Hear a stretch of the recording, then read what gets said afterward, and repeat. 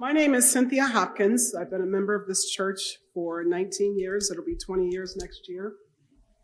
Welcome to Community Christian Church.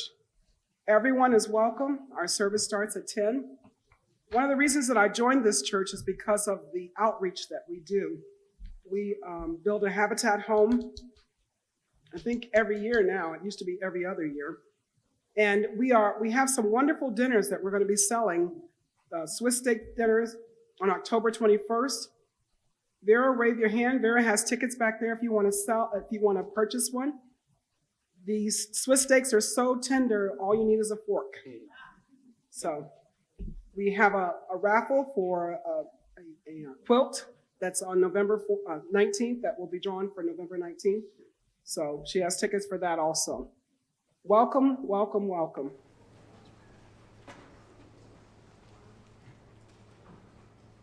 Well, I will echo Cynthia and say welcome this evening. My name's Dianne Digianantonio.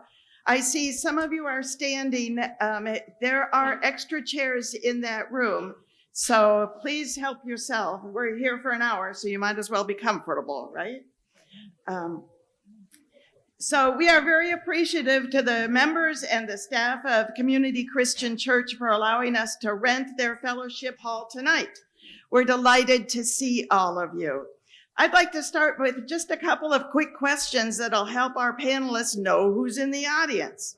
So 3 questions. Would you please raise your hand if you currently have a child attending a North Canton school? That's good. That's maybe half, maybe a little more than half. Raise your hand if you currently have a grandchild or another relative attending a North Canton school. There you go. That's probably about a fifth or so.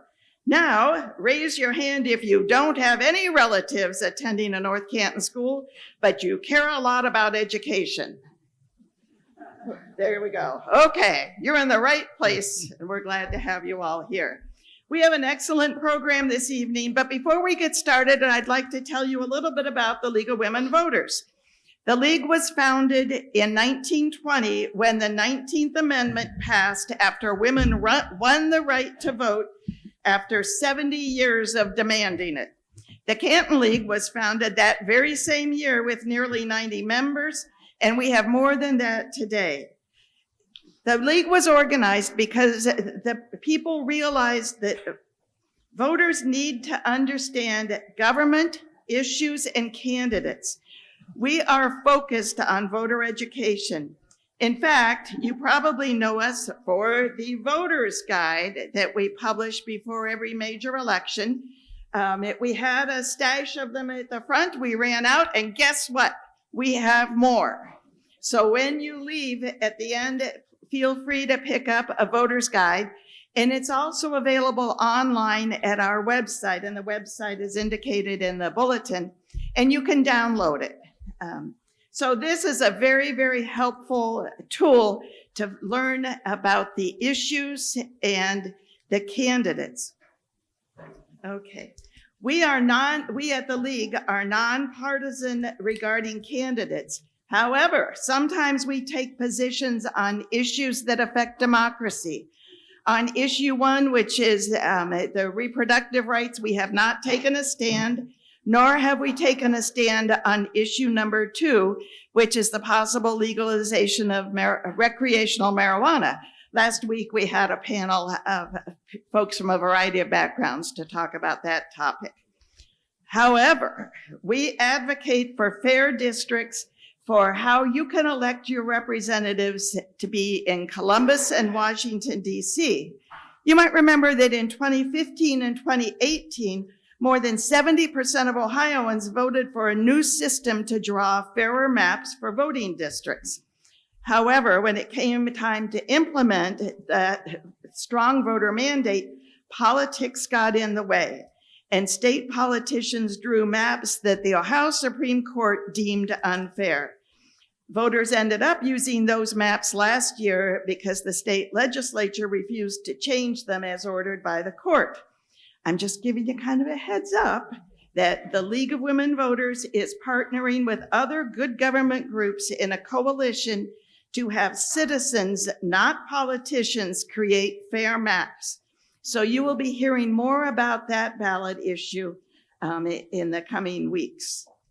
Also, we are strong advocates for excellent public education. We believe that education is the foundation for building and sustaining democracy. Couple of quick housekeeping things. The restrooms are out close to the registration desk. You would turn right. Fire exits, if you need to leave quickly, there's one in this end of the room, and then you'd go out this door and either go right or left. I'd like to refer you to the program for our rules. This would be a good time to turn off the volume on your cell phone. You don't have to put it on airline mode, just turn it down. The rules are on the inside right page here.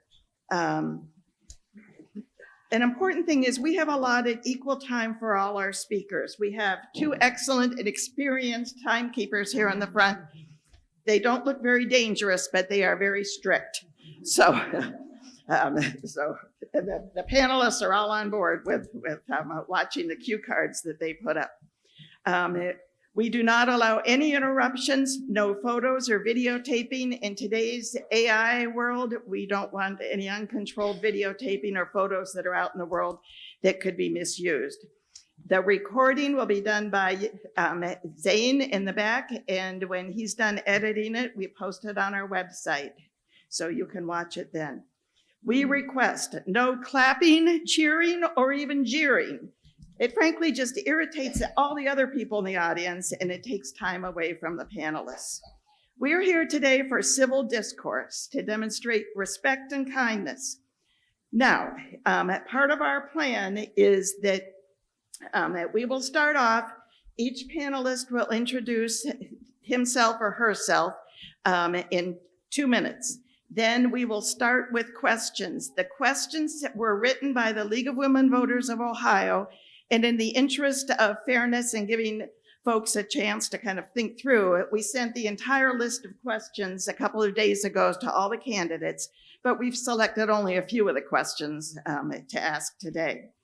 That will continue, and it'll be on a rotating basis. So each one will take turns being the first one to answer.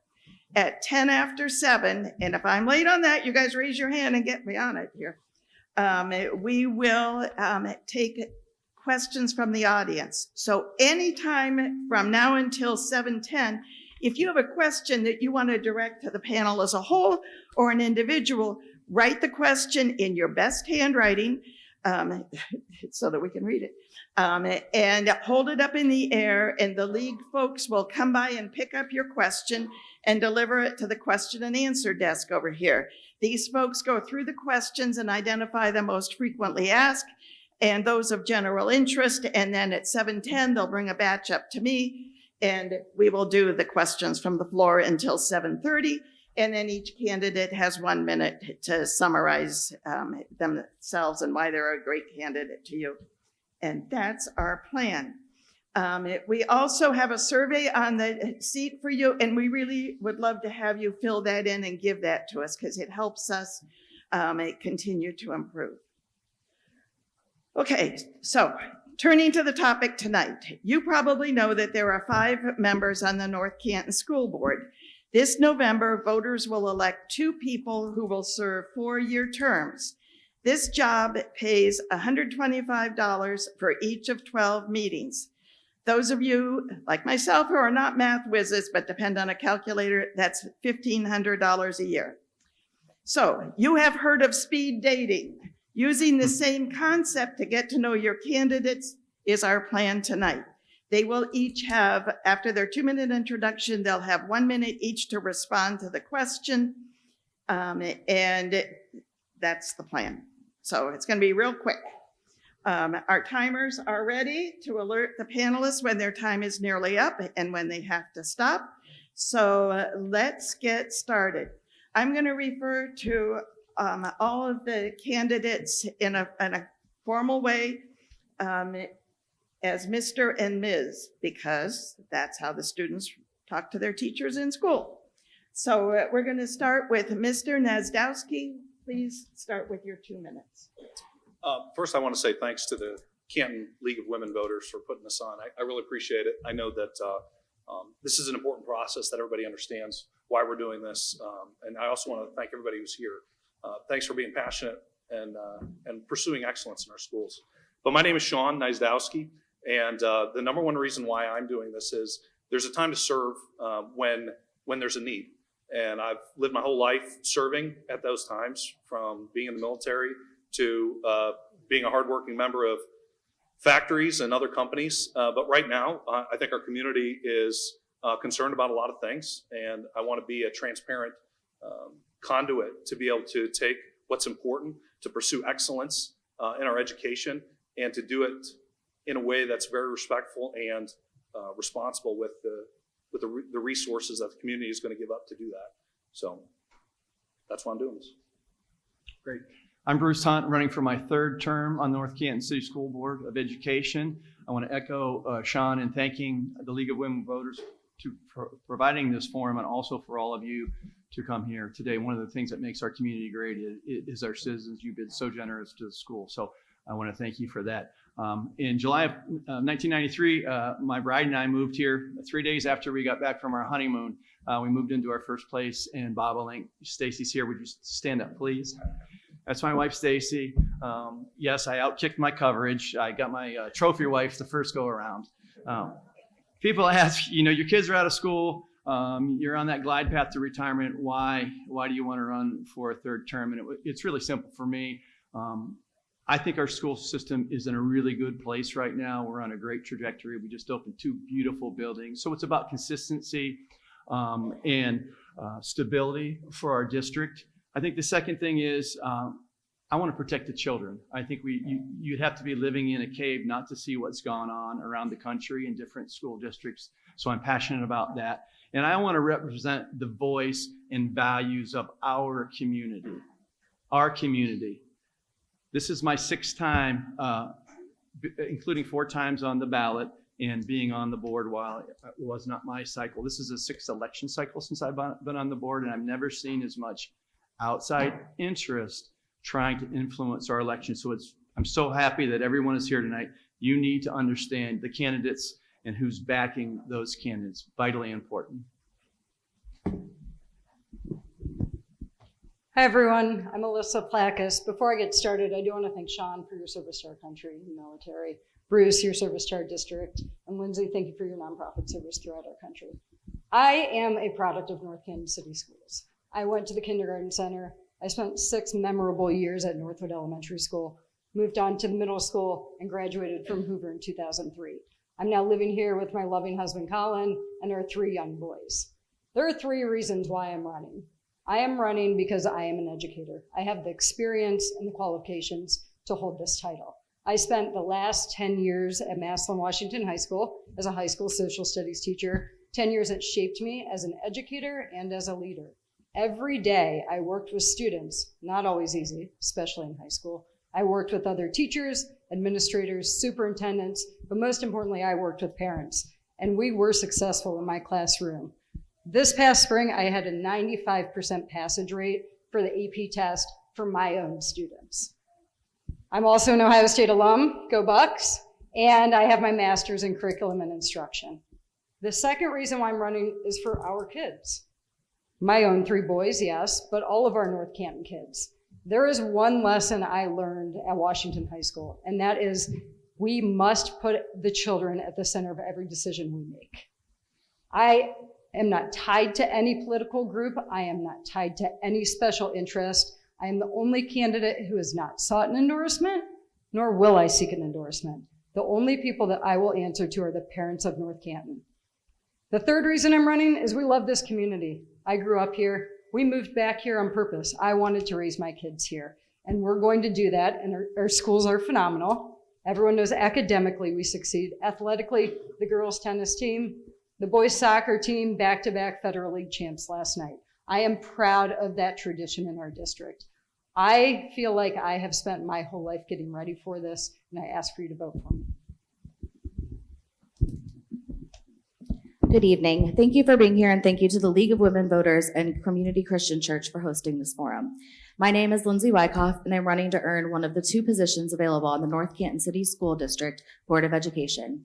I'm here because I believe investing time, energy, and resources in our students' education is the most important action that we can take for our collective future. I am a 2002 Hoover graduate and earned my degree in communications. I spent 10 years in public relations in the NBA and NFL, and whether it was a conflict with ownership, a player's transgression, or a losing season, I have worked through problems and found solutions under the microscope of an international audience. Through my most recent role with Kids in Need Foundation, I worked with teachers and administration in more than 40 schools nationwide, establishing a wide perspective on public education. Both of my parents were educators in our district, and I grew up with a front row seat to their commitment. I believe in our educators. Their voices must be heard, and I'm committed to advocating for their needs. I'm committed to supporting all of our students, especially through our guidance counselors and care team as they address the ever-evolving needs. I am proud to be from North Canton. Over the last 4 months, I've had the opportunity to speak with community members, teachers, parents, administrators, and between athletic events, community gathering, and knocking on doors, I've earned the support of more than 40 donors and 30 active volunteers, and I'm so appreciative of that. I want to continue to build upon the strong bond between our community and our district, and also be a driver in continuing to challenge ourselves to be better. Thank you for spending your time with us tonight discussing the important topic of the future of our school district. Thank you all very much. Thank you all very much. One thing that I meant to mention is that we didn't necessarily set it up so that the ladies are on one side and the gentlemen are on the other side. It just turned out that alphabetically, that's how we got this set up. So, okay, here's the first question. And since Mr. Gniazdowski, I'm working on that because Digianantonio is no piece of cake. Well done. We'll start with Mr. Hunt, and then it will just flow. The question is, what do you think are the top 3 issues in public education generally? I think in general, our school is probably a microcosm of the general state of public education. I think number 1 is funding, especially in Ohio. We fund our schools through property tax. And it can become a burden, especially for those who are on a fixed income. So I'm sensitive to that. And it is one tax, the only tax you can vote on. So funding, it can be a challenge. I think it's there are state initiatives. We're blessed to be in an excellent school system, but we are asked to we are asked to comply to some things that aren't necessarily designed for us. They're designed for underperforming schools that bog us down, and what they equate to are unfunded mandates for us, and it's pulling that lack of control. And I think finally is this ever-evolving thing. 20 years ago, 30 years ago, when we were in school, you went to school and learned. Now they have to be parents, guidance counselors. We serve meals during the summer. There's this ever-evolving burden that is falling on the schools. So I think that's a challenge as well. The top 3 general issues, I think, that are facing public schools in the U.S. are similar to the ones facing North Canton schools. The first issue that I see is the recruitment and retention of staff and teachers. I'm talking bus drivers, substitute teachers, custodians. If you have spent time in a school recently, it is not an easy place to work. And it is very hard to attract people to those jobs. We rely on them. They are the backbone of our district. So that's the first issue I see. The second issue is the moving target of reaching all kids. It is no longer just about teaching, the standards. You have to get that child to come to school, to buy into what you're doing, to help them with whatever struggles they're dealing with, and provide resources to make it out to the next step. So educating all. And then the third one is just the ability to build buildings for the future. I know that we see that in this district, and we've come a long way, but to access funding for the future to continue to be competitive. I think first and foremost, teacher and staff burnout and retention, and obviously that can lead to staff shortages. Funding is always a challenge. I think just the way that we're set up to be funded, that's just always going to be something as inflation increases. And then lastly, I think just the involvement of government policymaking for education, especially here in Ohio. Right now, we're facing a situation where the State Department of Education could go away and our governor can take over.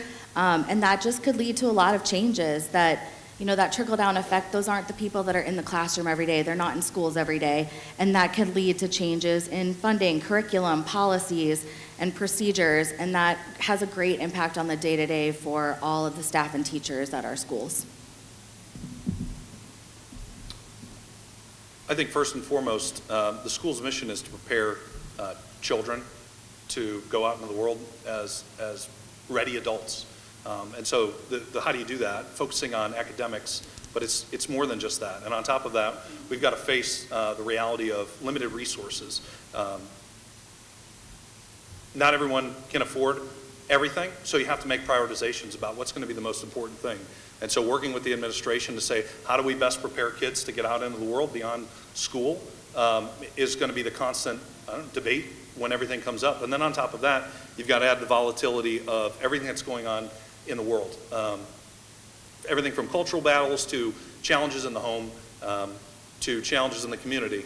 How do you do that? Support families and support parents so that they're really the primary caregivers, they're the primary educators, and the school district has to be able to support them as they do that. Okay, now Ms. Plakas, you'll be the first one to answer this. A system of public schools is mandated by our Ohio Constitution.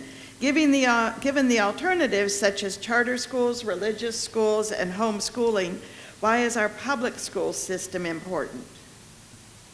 Our public school system is important because it provides an equitable opportunity to every kid that lives in North Canton. We are an inclusive school system, and private schools, home schools, those are not inclusive. So if you have a child that is in our system, they will be taken care of and they will be given the best chance possible to succeed. I think the importance of our public school system is that they're free to everyone. Like Alyssa said, they create an equitable opportunity, and we've established education as a human right with our public education system in the US, and that's critically important. I think the other reasons, teachers have to meet specific criteria. In those other areas, in charter schools, religious schools, and homeschooling, there aren't guardrails for the different levels of teaching and experience and certifications, and that's really important to deliver a quality education. Transparency. Budgets are public record at public schools, and they're not in those other institutions. As a society, our way of life and our future is dependent on having an educated and empathetic population. And so I truly believe that the education, it inspires the creativity, expands knowledge, and it helps our students develop problem-solving skills. I think public education is really important because it's not free. We're all paying for it. And not everybody can afford private schools, not everybody can afford these charter schools. And you really have to ask the question, if we are not educating our kids to read, to write, to be able to do math, if they don't understand the Constitution, what kind of citizens are we going to have in our community? So even if you don't think that you have a vested interest because you don't have a child, you don't have a grandchild, the reality is we're going to share this community with those that graduate. So it's very important that we have a strong school district. I agree with everyone up here.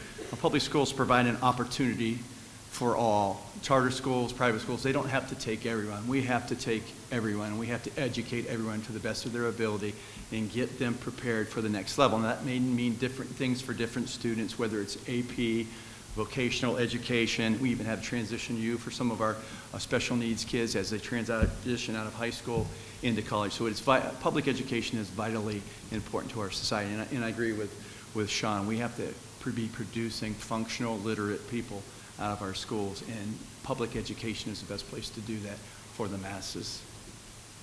You guys are doing a great job of staying in the time guidance of 1 minute, so thank you, thank you. Okay, Ms. Wyckoff, how can you as a school board member support the district's teachers? So I think given the scope of the role of a school board member, the largest contribution that we can make is really hearing feedback, challenges and needs from teachers and educators. And while the superintendent is ultimately responsible for maintaining that relationship, it's important that in terms of a policy-making body that we're keeping up as those needs evolve. I think listening is the biggest piece. We are not in the classroom every single day. And so I think the listening part to the people who are really doing the work is really important as we continue to move forward. As a school board member, daily interaction with the teacher is not going to be part of the job description. One of the best ways to support the teachers is to make sure that the administration is doing its job to support the teachers. And of course, being available, being approachable. If a teacher has a concern that they have tried to talk to their principal, talk to the administration, I think it's really important that there's an outlet to go to. But I really think that for a highly functional team, it's vital that the school itself can address the concerns consistently. So the best way that I know how to support a teacher is to hold the administration accountable to say, how are we supporting the teachers as not one of us could go up there and be, the person that chases down any particular issue for every issue that comes up. So a strong functioning team, really strong leadership at the top to be able to say, are we listening? Do we hear what the concerns are? Have we properly resourced what their needs are? That's the best way to support teachers. I think the best way we can support our teachers from a school board standpoint is to hire the right guy as a superintendent. I think we have a fantastic superintendent in Jeff Wendorf, and it starts at the top. And any business leader will tell you that vision and excellence is driven from the top down. So I think that's number one, hire the best superintendent possible. And to the best of our ability, support our teachers financially. Our teachers did a really good job of sacrificing a few years ago prior to me being on the board, and where we can, obviously we have to be judicious with taxpayer money, but where we can to support them financially and keep them competitive with other districts so we can retain those teachers. And I think finally, as a board member, if you have pro-teacher policies around discipline in attendance, that goes a long way. There's nothing more miserable than showing up in the classroom and have to deal with discipline problems every day. So I think that's another big way we can support our teachers. I think the best way that we can support our teachers are, the first reason is having a strong collective bargaining agreement with the unions. They do exist. Ours is wonderful. The North Canton collective bargaining agreement with the teachers union is really strong. You can tell that the board respects our teachers and wants to incentivize them to stay. So that's the first thing. The second thing is to evaluate our superintendent. If he is doing his job well, the teachers will most likely be happy, and there are regular evaluations that needs to continue and be transparent. The last idea that I have to support teachers is to just be an ear in the community. So if we are out there as board members listening to what people are saying, and it could be anything, and taking that into consideration, reflecting that to the superintendent so that they can deal with whatever the concerns may be, then that will ultimately trickle down to the classroom, and the teachers, they'll feel that support. Very good, thank you. Mr. Gniazdowski, what about the school district? Do you want to be different by the end of your 4-year term? First of all, I want to say fundamentally, and the school is great. I think that there is nothing that is fundamentally broken about it. But like any organization, there is opportunity for improvement. I think one of the best things that we could be doing as a school board to hold the administration accountable is to really ask a lot of hard questions about how we spend our money, and to be crystal clear, transparent, to say anytime a bond issue or a levy is going to come up, that we already know we're going to balance our budget, we're going to be able to pay our bills. The community needs to know very clearly, if we vote no, what's the cost going to be? If we vote yes, what's the cost going to be? If we vote no, what are we going to lose? If we vote yes, what are we going to gain?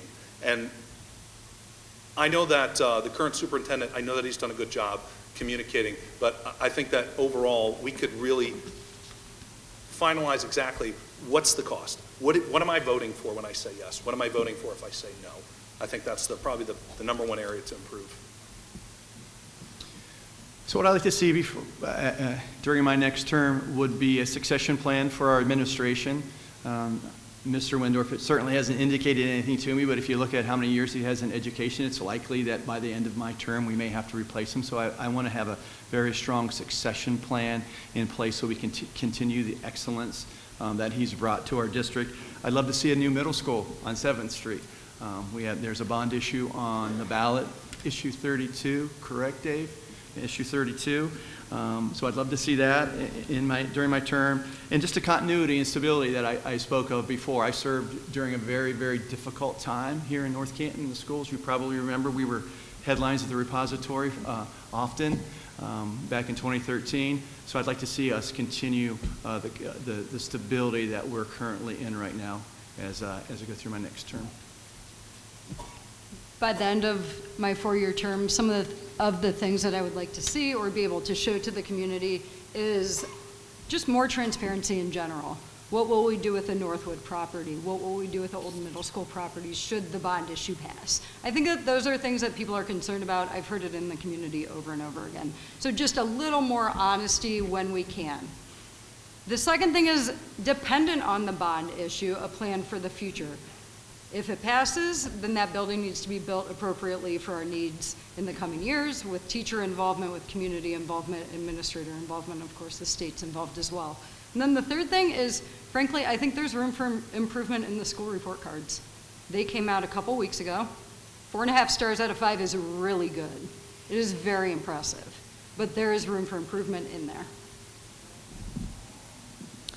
I think at the end of my term, to echo everyone else, I think greater transparency, especially as it relates to how money is being spent.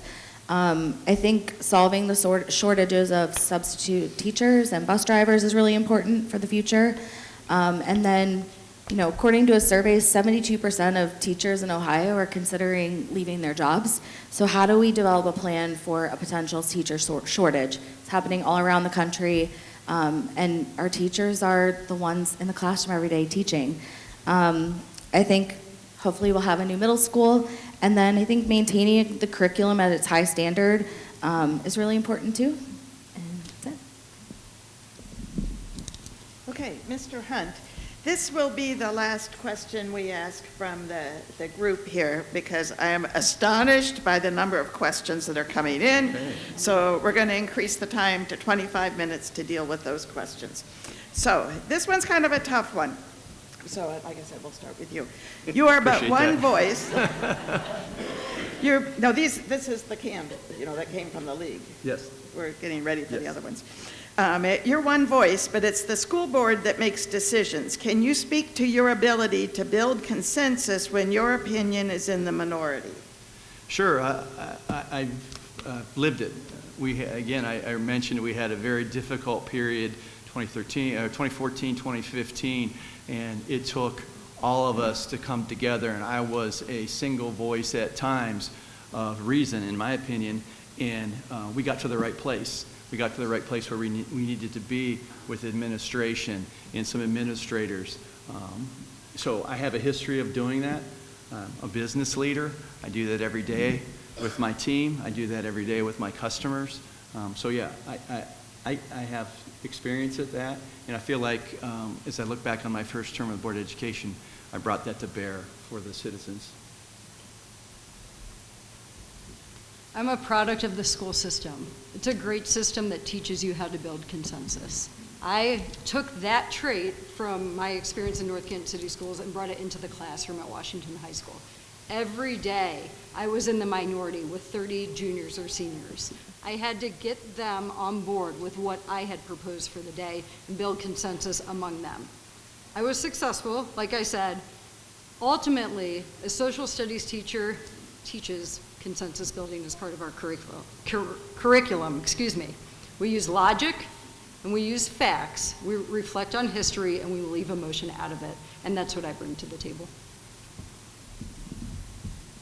What I've learned from my 17-year career in communications is that talking through the decisions means a lot of listening and a lot of respect. I think if I found myself in the minority, I would want to hear why that is. I want to hear the reasons from everybody else. I would also share mine, but I think also talking through what are the consequences of both perspectives. I think it's about talking through things and applying logic and looking at data too and helping data make decisions. When it comes to building a high-performing team, one of the places I should start is with good communication. Good communication breeds a relationship, and when you have a strong relationship, it can bear the very heavy weight of truth. Sometimes truth is hard, and people can get offended. So if you wait until there's conflict, wait until there's a disagreement to have the relationship, the reality is the team's not going to be very effective coming up with the best solution. There's going to be personalities to deal with. Everybody has an agenda, whether you think you do or not. The reality is you got to be able to put those aside and talk to each other and just be honest. Say, I think this is what we need to do and here's why. Be open to listen. And that relationship is what you build in the beginning so that when it comes time to it, you can find out what the issues are, come to agreement, get alignment, and then go get it done together. Okay. Here we go, folks. Thank you. This is addressed to Mr. Hunt and Mr. Gniazdowski in that order, so you each have 1 minute to respond to this. There is a parental review process for textbooks and library books. By all accounts, that's been effective.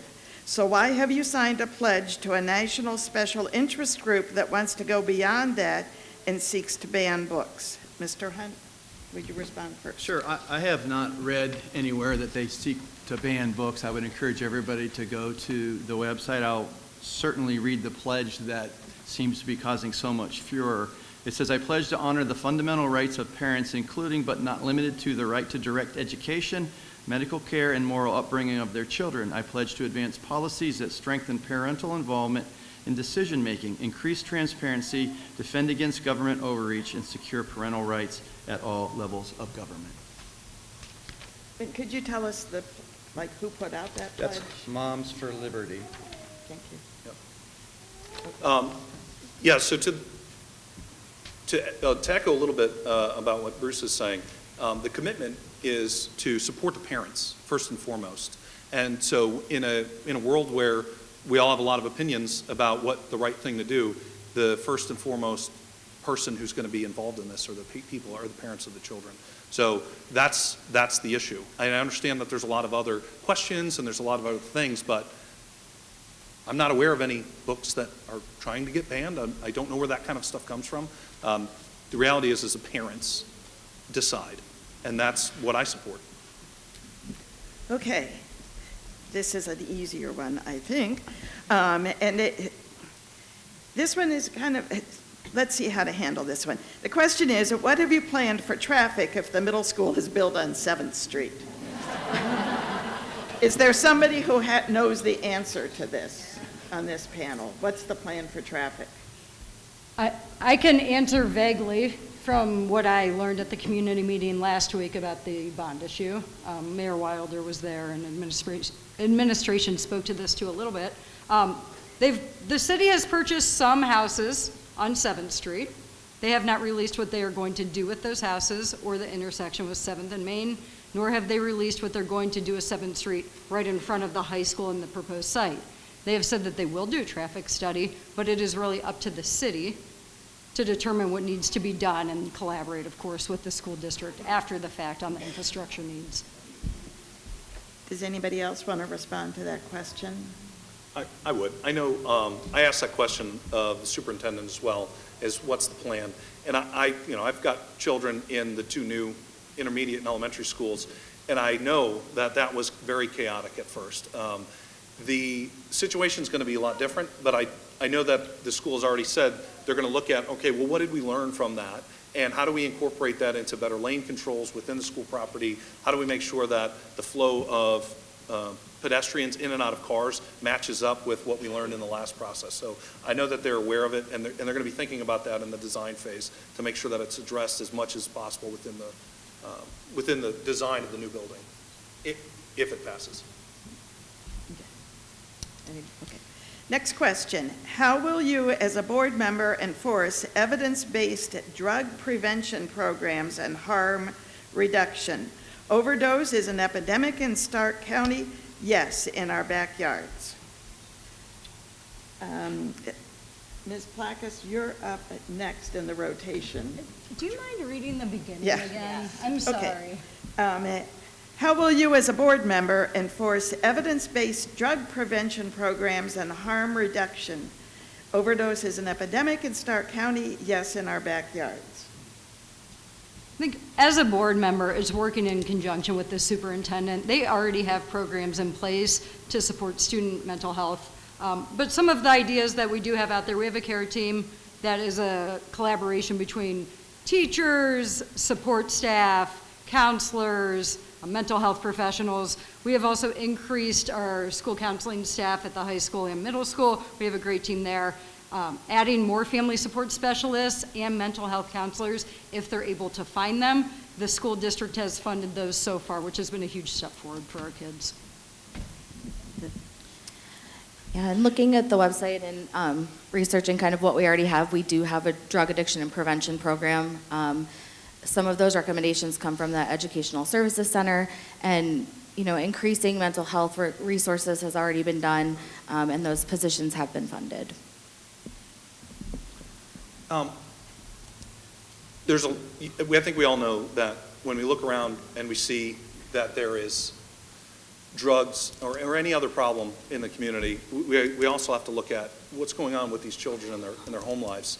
I know that there's a lot that the school is doing already, and I think that they're doing a tremendous effort. But I'm going to be honest, I think that one of the biggest reasons why I volunteer coach, especially in football, is to provide a structured place where these kids can come and they can compete, and then they can learn to overcome adversity. They can learn what it means to be a part of a team. And I think a lot of the solutions are not necessarily going to be in the school, but there are other ways to get children help that they need. And a lot of it comes down to how much are we willing to fill in a lot of the voids that we have within different programs. And I see a lot of volunteer coaches out here today that I've served with, and I know that that's a big reason why a lot of us serve. So, I think the whole panel is nailed. There are currently programs in place. It's a little bit out of the purview of the Board of Education to get involved in the day-to-day programming, but we do have programs, and we have allocated significant money. The number is somewhere around $500,000 since COVID that we are spending for additional mental health services and things of that nature for our students. So yeah, we agree it's an epidemic, a little out of the purview of a school board member, but there are programs in place to address it. Thank you. Thank you.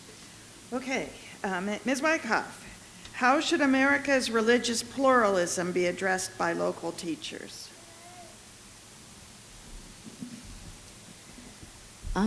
I really believe that in the classroom, if we're teaching anything about what's going on or what has happened, it needs to be factual and based in facts.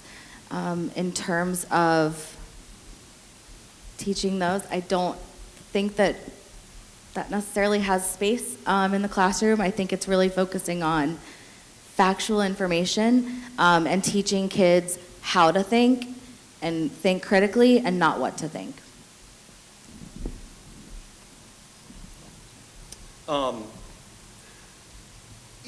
There is long, I think, precedence to culturally. We've sort of decided that we don't want to bring the religious fight into the school. It's not the venue that we as a community have decided we want to do this. There are venues that we've decided that are good to do that in. I think that you can be respectful of anybody's individual religious conviction and still teach the facts of the school curriculum. I don't think that they're at odds with each other. I think that there's, we just have to look at how are we treating each other. Are we treating each other with respect? I'm a professed Christian, and I live my life that way, or at least I hope to, in everything that I do. But that does not prevent me from treating everybody with respect, including those that don't agree.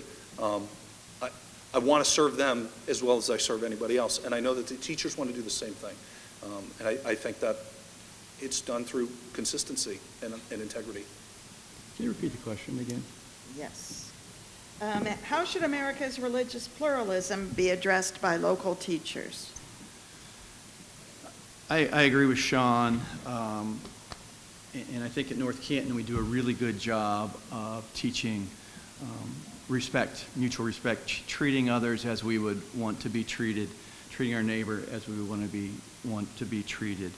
So I think we respect all cultures and religions in the classroom, and I think that's a difficult question because, to Shawn's point, they kicked God out of the schools a long time ago. So how do we address that and we come to grips with that? But I think it's about mutual respect, valuing others' opinions. We don't have to agree with them to love them as Christians. So I think it comes down to that respect and that relationship that you have with your students and your colleagues. I think that this is a great question, and as a former government teacher, I appreciate whoever asked this. Our First Amendment has the wall of separation in it, which means there is a wall between religion and state institutions that exists in our schools as well. I jotted down quickly some of the classes where the curriculum would involve religion. I've taught a class that had a whole unit on religion, and it was a phenomenal class. We can teach it academically, and we can create an inclusive environment to have discussions, but aside from those facts, curriculum, and the ability to have discussions on current events, our teachers don't have to address religion in the classroom, which is something that I think we all take for granted, and they do a really good job with. Okay, Mr. Gniazdowski, how would you handle the situation if the Department of Health recommended masks for students again? First and foremost, we have an obligation to follow the law. If there is a recommendation, though, that is not necessarily the law. It's a recommendation. So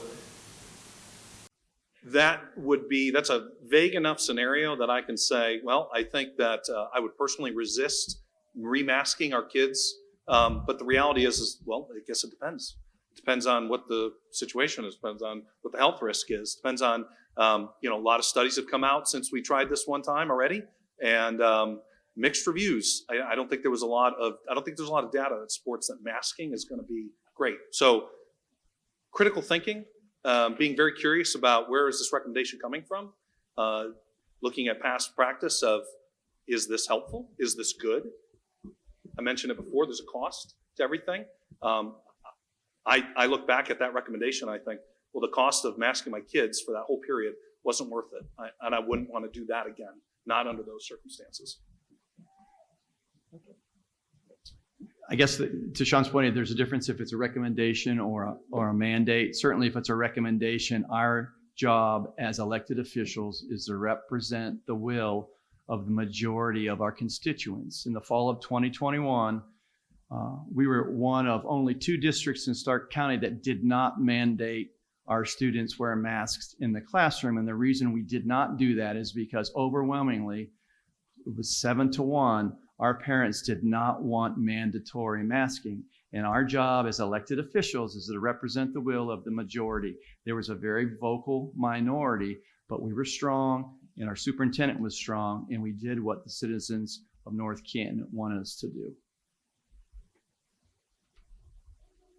I agree that we do have to represent the will of our constituents, and the board actually did a phenomenal job with this in the past. The superintendent had a program where they tracked numbers, they tracked cases, and they saw spread mostly outside of the classrooms. So in terms of, if it's a recommendation, I think we have to look internally. If it's a mandate, you follow state law. We don't put our kids at risk for that, but ultimately we have to make the best decision for students.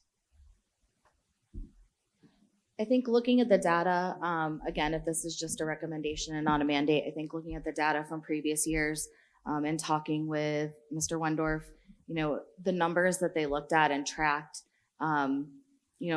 to echo Alyssa, showed that it was outside of the classroom that kids were getting COVID.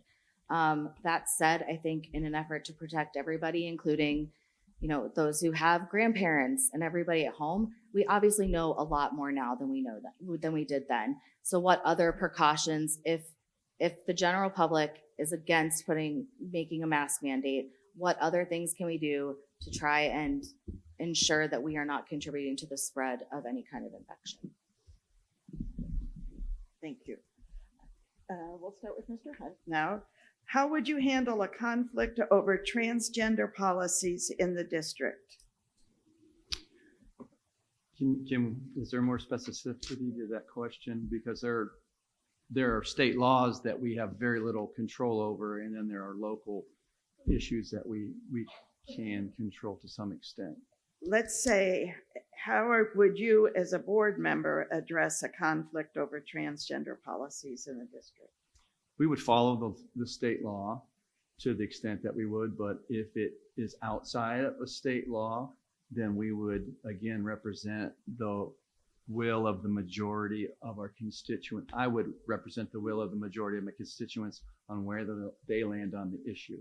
I don't know if I've answered that question, but there are certain things that are out of our control because the state mandates transgender rights, and there are things that we can control via policy.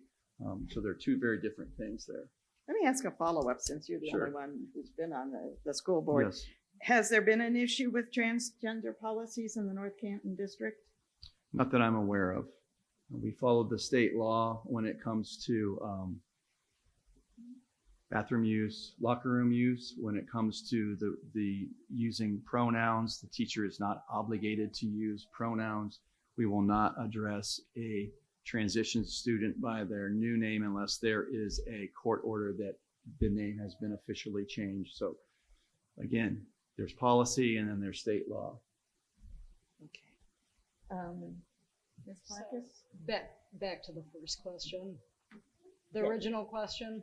Yeah, the original question is, how would you handle a conflict over transgender policies in the district?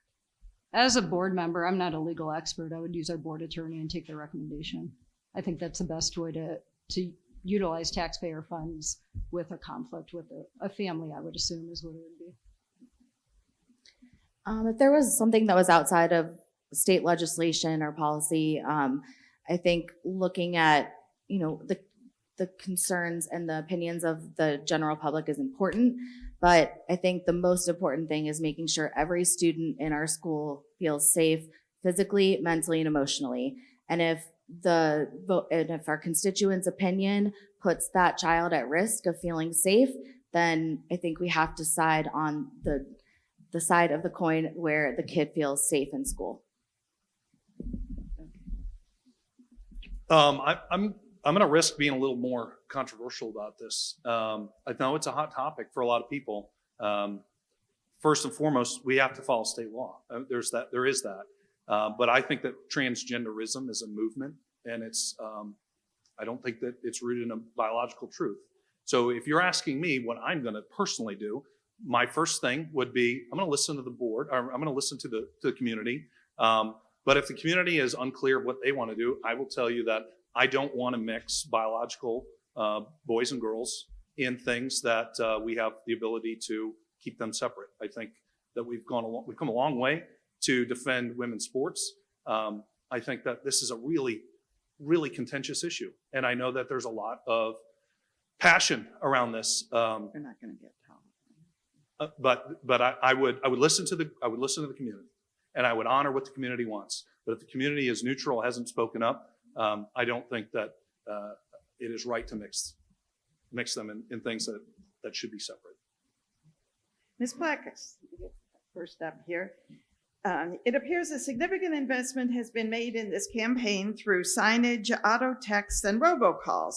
I would like to ask each candidate where their funding is sourced and how much of that funding is derived from outside the community or from special interest groups.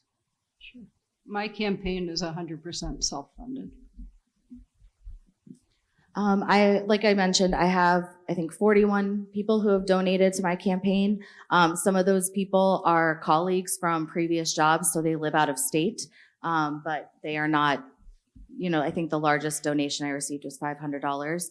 I have received support I did not know about from an organization called Showing Up for Racial Justice. I participated in their training, similar like I did with Moms Demand Action and other groups that offered them early on in the campaign. And then whatever I am not bringing in from donations, which is pretty minimal, I am funding by myself. I'm funded by friends and family. I've had a lot of generous support from some friends, and I've put some of my own money as well, as much as I can afford, but operating off of a bit of a shoestring budget. I just want to let people know who I am, what I do, what I stand for, and let everybody decide. I'm 100% self-funded as well. Okay. Now, Ms. Wyckoff, what is your position on critical race theory? I think this is another very contentious topic, obviously, in the national scope of education. To me, we put labels on things. I think that's really to fire up different sides of the opinion. To me, when it comes to anything about race, history, social issues that are happening, everything we're teaching in schools needs to be based on fact and logic. And I think the other thing, and this was a great point Alyssa made, is creating the opportunity for students to have discussion. Again, it's about teaching our kids how to critically think. So teaching them how to think, not what to think. Based on my understanding of what I've done to research with critical race theory, I don't agree with the idea of putting people into buckets and groups and saying, well, based on your skin color or whatever ethnic group you come from, you therefore are in a certain group, and that there are victims and there are victimizers. I think teaching that actually creates more conflict. It teaches people to fight instead of find common ground. Anything that we do in our curriculum should be based on how do we treat each other with mutual respect. Even if we have differences in what we think is right, there's a forum in which we can bring these issues together to say, how do we still learn together? How do we govern together? How do we live together? And so anything that's going to rip us apart, I think is counterproductive, no matter what the intention was. I agree with Shawn. I don't think CRT belongs in the schools. Mr. Wendorf, our schools, we like to say we love all of our kids equally, and we think they can all be high achievers. So I'm opposed to anything that seeks to divide us into the oppressed and the oppressor, which I think critical race theory certainly does. We try to stress respect, again, resilience, and personal responsibility in the schools, as opposed to setting up victims and the oppressor. So I'm against CRT in our schools. CRT would show up in the classroom. It wouldn't be an idea that would be floating around. It would, if it were in our schools, we would know. We have incredible social studies teachers that teach our standards. In the Ohio Social Studies Standards K-12, there is no mention of CRT. It is not being taught in our schools. I'm a proponent of our teachers teaching what they need to teach to get our kids to perform well and to move to the next level. In fact, little side note, last year my group of students in government class said, Ms. P, why is critical race theory in the news all the time? What is it? And I had to tell them, I never heard of it until the mainstream media brought it in the news. And it clearly is not being taught, and our kids know that. So it's more of a talking point than a reality. So I started with you. Okay. Last question, and then after this, we'll have the 1 minute time for you to do your best job of selling the voters on your position. Okay, this one is a change in pace. So we'll start with you, Mr. Gniazdowski. For students who want to learn about different trades or culinary arts, how do you feel about having vocational programs back at the high school level at North Canton? I fully support vocational training. I'm a small business owner, and I actually run a welding facility out of Columbiana County. I think that not everybody's going to benefit from college. There is absolutely great stuff that's going to happen for some as they go off to college. But the reality is trying to force feed every single person on a college track. It's not really doing a service, neither to the children who are going through this program, nor the community in which they're going to go out. I mean, how many welders, how many electricians, how many plumbers, how many carpenters? And when you look around and you want to get somebody in your house to help you with a problem, I mean, you're on a waiting list for months and months because we've not done enough to actually prepare people to go out and solve real life problems like, hey, my furnace doesn't run. So yes, I want to see trades promoted again in the schools. I agree 100%. I mean, I'm in manufacturing as well, and there's a crisis of talent when it comes to electricians and welders and plumbers and HVAC people. So to the extent that we can expand those programs in North Canton schools, I would be all for it.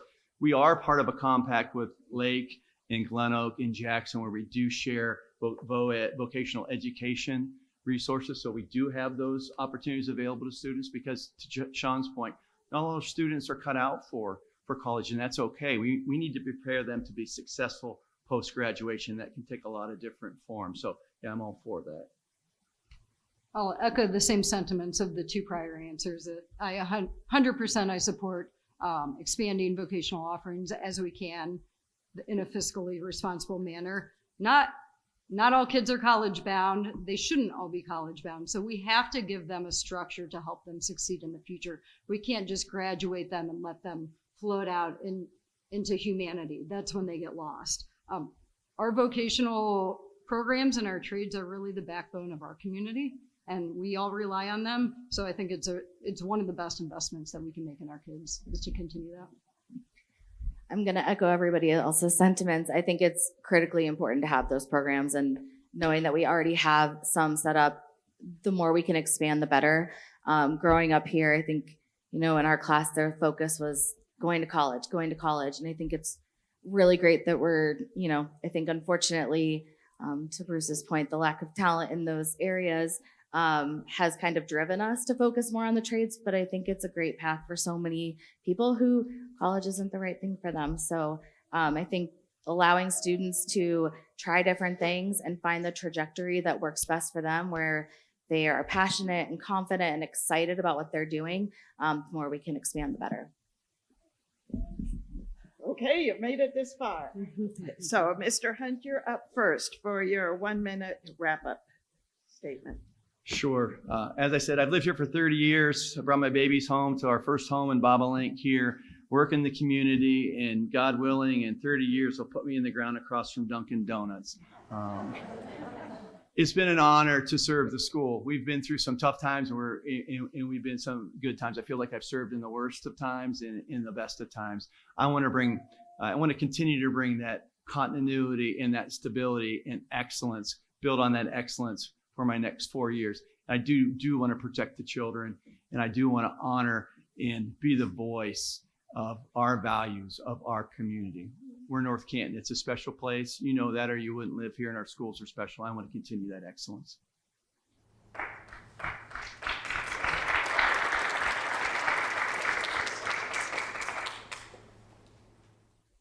You guys have been an amazing crowd. Thank you for all being engaged and willing to participate in this. I think it has been an invaluable experience. The one thing that I do want to make sure that everyone knows is when we play politics with our kids, the only people that get hurt are our kids. I've seen it in the classroom. I've seen it in communities. That is not who we are. North Canton doesn't do that. We take care of our kids. So as you consider who you're going to vote for, think about who has your children's best interests in mind when it comes to their public education. The last thing is I like to talk. So if you have any questions, please find me after, contact me. I'm accessible, and please vote on November 7th.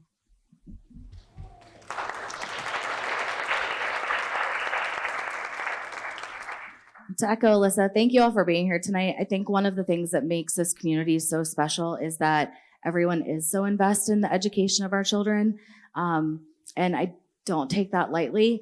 I moved away from Ohio for 10 years and I came back and I wasn't sure if I'd stay, but this community is why I'm staying. I have been committed in volunteer work for a number of organizations for the last 8 or 9 years, and having the opportunity to even be talking to you about serving in this capacity means a great deal to me, especially as a graduate of this incredible district. I hope you all vote on, November 7th, and just thank you for the time. Like Alyssa said, I'm very accessible, email, call. I love to talk about education, and just thank you for being here. Yeah, thank you for the tough questions. Thanks for being courageous enough to ask them when sometimes, it may not be proper, or, that's going to maybe create some conflict. So thanks for being courageous enough to ask us and get it on record. To be the greatest school board in the world, I think I'm going to echo one of the things that Bruce said is the number one job is to pick the right person in the seat of the superintendent. And to be able to do that requires a certain level of wisdom, experience, and the ability to work together with the other board members to say, how are we going to serve the community best through the enforcement of our policies, through good leadership. And so that's the role that I think I'm equipped for, from serving in the Army to working in many different places. I love North Canton. We are transplant since 2017, but we don't want to move anywhere else because we love it here. We want to keep the school great, and we want to support the community. So I say that we, because that's my wife and I together, along with all our family. So vote Shawn G. Shawn G. You don't have to remember how to say my last name. It is Gniazdowski, but Shawn G. Vote Shawn G. Thanks.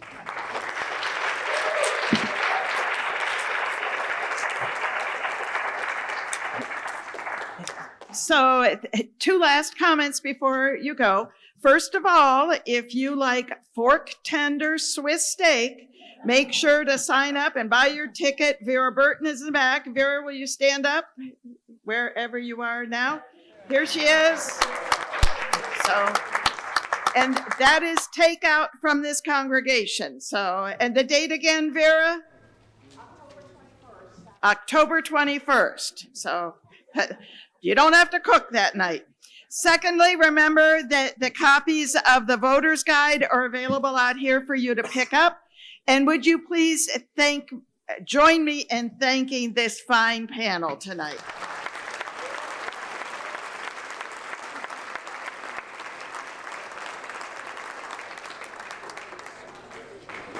And yes, I was just reminded, fill in your survey and hand it to a league member as you go out the door. Thank you.